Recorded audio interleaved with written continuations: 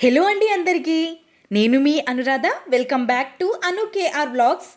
ఈరోజు మన ఛానల్లో రెసిపీ వచ్చేసి మంచి బ్రేక్ఫాస్ట్ రెసిపీని చూపించబోతున్నాను. వెజిటేబుల్స్తో చేసుకునే ఈ హెల్తీ బ్రేక్ఫాస్ట్ రెసిపీని మీరు కూడా తప్పకుండా ట్రై చేయండి. నా ఛానల్లో ఇంకెవరైనా సబ్స్క్రైబ్ చేసుకొని వాళ్ళు ఉంటే సబ్స్క్రైబ్ చేసుకోండి. ఒక మిక్సింగ్ బౌల్ని తీసుకొని ఆ మిక్సింగ్ బౌల్లోకి బన్సీ రవ్వ, గోధుమ రవ్వ అంటూ ఉంటారు కదా, ఆ రవ్వని 1 కప్పు వరకు యాడ్ చేసుకోవాలి. అదే కప్పుతో 1 కప్పు వరకు పెరుగుని యాడ్ చేసుకోవాలి. ఇప్పుడు ఒక 1/2 కప్పు వరకు వాటర్ని యాడ్ చేసుకొని మొత్తం అంతటిని ఒక్కసారి మిక్స్ చేసేసుకొని ఒక 15 మినిట్స్ పాటు వదిలేయాలి. మరీ పల్చగా కూడా అవ్వనివ్వకూడదు. ఇక్కడ మీరు చూస్తున్నారు కదా, ఈ విధంగా ఉంటే సరిపోతుంది. ఇప్పుడు ఒక 15 మినిట్స్ వరకు పక్కకు పెట్టుకుందాం. 15 మినిట్స్ లోపు మనం ఒక చాపర్ని తీసుకొని అందులోకి ఒక పచ్చిమిర్చిని రుచికి సరిపడా యాడ్ చేసుకోవాలి. ఇప్పుడు క్యారెట్ ముక్కల్ని కూడా తీసుకొని ఒక చిన్న అల్లం ముక్కని కట్ చేసుకొని యాడ్ చేసుకోవాలి. ఒక 1/2 కప్పు వరకు సొరకాయ ముక్కల్ని తీసుకొని మనం చాపర్ సహాయంతో చిన్న చిన్న పీసెస్గా కట్ చేసుకోవాలి. మీ దగ్గర చాపర్ లేనట్టయితే మీరు మిక్సీ జార్లోకి వేసుకొని కొంచెం బరకగా గ్రైండ్ చేసుకొని తీసుకుంటే సరిపోతుంది. ఇక్కడ చూసారా ఎంత సన్నగా అయిపోయాయో. ఈ విధంగా మీరు మిక్సీ జార్లో కూడా చేసుకోవచ్చు. ఇప్పుడు పోపు కోసం ఒక గిన్నెని స్టవ్ పైకి పెట్టేసుకొని ఒక 2 టేబుల్ స్పూన్స్ వరకు ఆయిల్ని యాడ్ చేసుకోవాలి.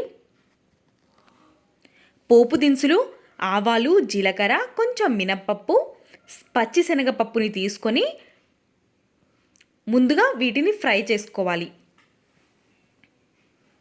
పోపు దినుసులు ఫ్రై అయిపోయిన తర్వాత మనం ముందుగా చాప్ చేసి పెట్టుకున్న క్యారెట్, సొరకాయ ముక్కలు, పచ్చిమిర్చి, అల్లం తరుగుని ఈ విధంగా మొత్తం అంతటిని వేసేసి కొంచెం ఫ్రై అయితే సరిపోతుంది. మనకి పచ్చి వాసన పోవడానికి మాత్రమే ఇక్కడ మనం ముందుగా ఫ్రై చేసుకొని తీసుకోవాలి. మరీ ఫ్రై అయిపోవాల్సిన అవసరం లేదు. కొంచెం పచ్చి వాసన పోయి ఉంటే సరిపోతుంది. ఇప్పుడు స్టవ్ ఆఫ్ చేసుకొని పక్కన ఉంచుకోండి. ఇప్పుడు మనకి రవ్వ కూడా ఇక్కడ నానిపోయి ఉంటుంది. ఇప్పుడు ఈ రవ్వని మనం ఒక మిక్సీ జార్లోకి వేసుకొని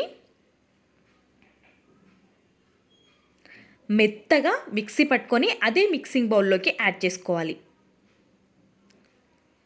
మనం ఫ్రై చేసి పెట్టుకున్న క్యారెట్, సొరకాయ ముక్కలు అన్నీ ఉన్నాయి కదా, ఫ్రై చేసుకున్న ఈ పోపుని యాడ్ చేసుకొని ఇప్పుడు ఇందులోకి కొంచెం పసుపుని, రుచికి సరిపడా సాల్ట్, ఒక చిటికెడు మాత్రమే వంట సోడాని యాడ్ చేసి మొత్తం ఒక్కసారి మిక్స్ చేసుకోండి.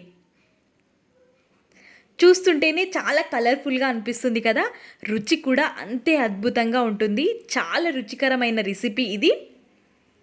ఈ విధంగా ఒక్కసారి మిక్స్ చేసుకొని పక్కకు పెట్టుకోండి. కన్సిస్టెన్సీ అనేది ఈ విధంగా ఉండాలి.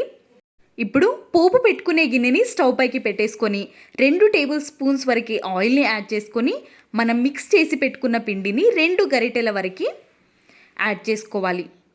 ఈవెన్గా స్ప్రెడ్ చేసుకొని కొద్దిసేపు వదిలేయాలి. కొద్దిసేపటి తర్వాత ఖచ్చితంగా మనం లో టు మీడియం ఫ్లేమ్ పైన మాత్రమే ఈ రెసిపీని చేసుకోవాలి. లేదంటే లోపల మనకి సరిగ్గా వేగదు. కాబట్టి లో టు మీడియం ఫ్లేమ్ పైననే కాల్చుకొని తీసేసుకోవడమే. ఇంకొక బన్ దోసాని కూడా ఇదే విధంగా మనం ఒక 2 టేబుల్ స్పూన్స్ వరకు ఆయిల్ని యాడ్ చేసేసుకొని 2 గరిటెల వరకు పిండిని యాడ్ చేసుకొని ఈ విధంగా చేసుకున్నామంటే పర్ఫెక్ట్ వస్తుంది ఈ రెసిపీ అనేది.